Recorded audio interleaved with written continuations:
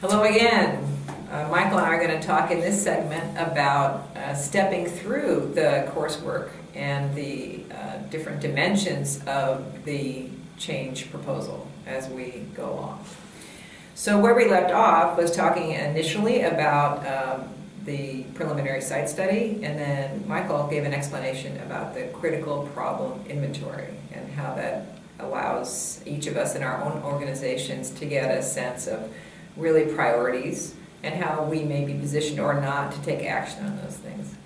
So Michael, if you can talk a little bit with me now about the next steps for folk after they move through the problem inventory. I'm imagining myself in my department, which is my case, and I've done a bit of checking around and documented some things. I've talked to my team, who's the graduate council, is my work group, and said, so here's some things I'm thinking about, gathering some data. Then what would be my next steps? How would I make sense of what I generate or what the inventory tells me? Well, one of the things we haven't talked about, and I think answering your question in a roundabout way, is to get familiar with some of the change literature. And you'll notice as you are moving through this course that we try to identify some readings rather than have just one main anchor text that you have to suffer through the whole course. We're going to try to give you selected readings to give you exposure to different approaches, different leadership styles, different change strategies.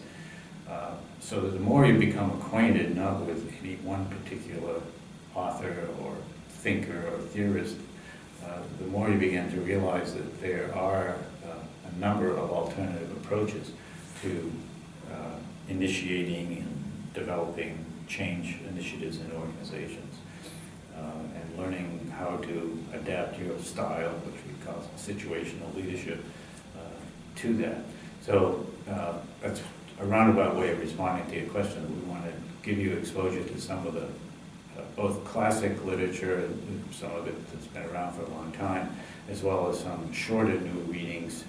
Some of it is more theoretical, some of it's more practice-based, people who've been in the trenches, so to speak, and who are going to tell you, what to do and what not to do. And I think it's important that whether you're reading the literature or whether you're delving into your case, is to not assume that this course or any author that you read or your faculty are going to have some magic formula that is going to be sort of a fail-proof thing. As long as it's not like you get a change rubric and it tells you, if I do these 7 steps, I will surely have a success and everybody will love me and I'll be promoted in my organization. So sort of a roundabout way of responding to your question, because I'm reluctant to kind of give you something that suggests this is the way it's supposed to be done. Mm-hmm. But one thing that we would like to talk to you about is an interim step between the critical problem inventory, the diagnostic phase of this course, of this change process, and the end result, which is going to be a change proposal. And we'll give you some guidelines for how to craft that and present that as your final deliverable, so to speak, at the end of the EDU805.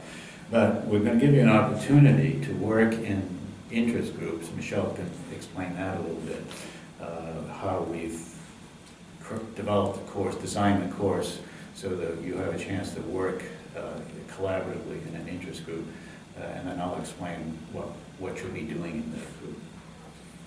Great. So I know that there will be some case studies available for different ones of us to look at for sort of a rehearsal or a practiced critique. How do we look at other organizations, or how do we look at cases that are already put together and allow us opportunities to delve in, to raise questions to our consultant, in this case Michael, from many, I would say, years or decades of having been a consultant, going into organizations and looking around and offering critique and feedback. In terms of how we'll set up those groups, We're looking at role alike and interest alike. So there'll be some materials put in place at the beginning of the course so that people can choose the best fit for them as they move into this project. But again, what we're talking about today in this clip is moving from having that critical problem inventory material or data in your hands, and then thinking through, so what actions do I take? How have other people managed these kinds of situations? What can I learn from those cases that will inform me and or my team as I move into developing the proposal? So there's a quick postscript to what Michelle's just said. What we will do is aggregate you into interest groups, those of you involved in community-based organizations, K-12, higher ed, health situation, health settings, and we will give you a case study that relates to that sector, so to speak, and you will have a chance to spend a couple weeks in kind of a mini change, diagnostic and change proposal process by looking, and these are, by the way, not totally contrived cases. These are real live cases, you know, that people struggle through to resolve, that we have gathered or put together ourselves based on our own experience.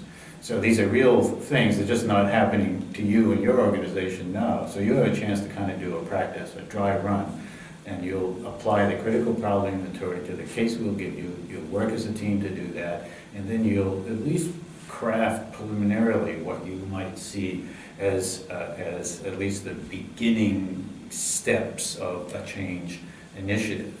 And once you do that and you share that with one another and with us, and we can critique your work, then that gives you, hopefully you'll be equipped at that point to go into the final third of the course, which we'll talk about later in terms of actually crafting the change proposal for your own situation. All right.